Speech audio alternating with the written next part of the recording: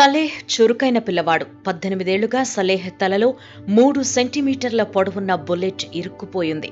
దాంతో అతడు చాలా ఇబ్బందులు పడ్డాడు. తరచూ చెవి నుంచి రక్తం కారడం, చెవులు సరిగ్గా వినపడకపోవటం వంటి సమస్యలతో బాధపడేవాడు. సలేహ్ తల్లిదండ్రులు వ్యవసాయం చేస్తూ ఉంటారు.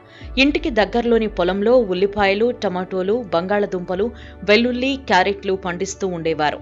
సలేహ్ మొక్కలకు నీరు పోయడం, ఎరువు వేయడం వంటి పనులు చేసేవాడు. తన తండ్రికి తరచుగా సహాయం చేసేవాడు.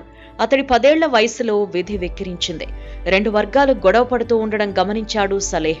అదే సమయంలో ఉన్నట్టుండి ఒక బుల్లెట్ వేగంగా దూసుకొచ్చి సలేహ్ తల్లో ఇరుక్కుంది. వెంటనే అతడు కుప్పకూలాడు. దగ్గరలోని ఆసుపత్రికి తీసుకువెళ్లారు తల్లిదండ్రులు. డాక్టర్లు ప్రాథమిక చికిత్స అందించారు. కానీ తలలో ఇరుక్కున్న బుల్లెట్ను తీయలేకపోయారు. అది అలాగే తలలో ఉండిపోయింది. ఇక అప్పటి నుంచి సలేహ్కు కష్టాలు మొదలయ్యాయి. ఎన్ని ఆసుపత్రులకు వెళ్లినా ఫలితం లేకుండా పోయింది. తలలో ఇరుక్కున్న బుల్లెట్ ని తీస్తారని సలేహ్కు ఫ్రెండ్స్ ద్వారా బెంగళూరులోని ఆస్టర్ ఆసుపత్రి గురించి తెలిసింది.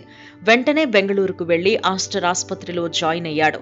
అక్కడి డాక్టర్లు అన్ని రకాల పరీక్షలు చేశారు. అప్పుడే వారికిదొక సవాల్గా మారింది. ఎలాగైనా సలేహ్ తలలో ఇరుక్కున్న బుల్లెట్ ను తీయాలని డాక్టర్లు నిర్ణయించుకున్నారు. అదే సమయంలో అతడి ప్రాణాలకు ప్రమాదం జరగకుండా అన్ని రకాల జాగ్రత్తలు తీసుకున్నారు. ముందస్తు ప్లాన్ ప్రకారం అన్ని రకాల వైద్య పరికరాలను అందుబాటులో ఉంచుకున్నారు డాక్టర్లు. లేటెస్ట్ వైద్య పరికరాల ద్వారా తలలో బుల్లెట్ ఏ ప్లేస్లో ఇరుక్కుందో గుర్తించారు. వెంటనే డాక్టర్లు సలేహ్కు ఆపరేషన్ చేసి బుల్లెట్ను తీసేశారు.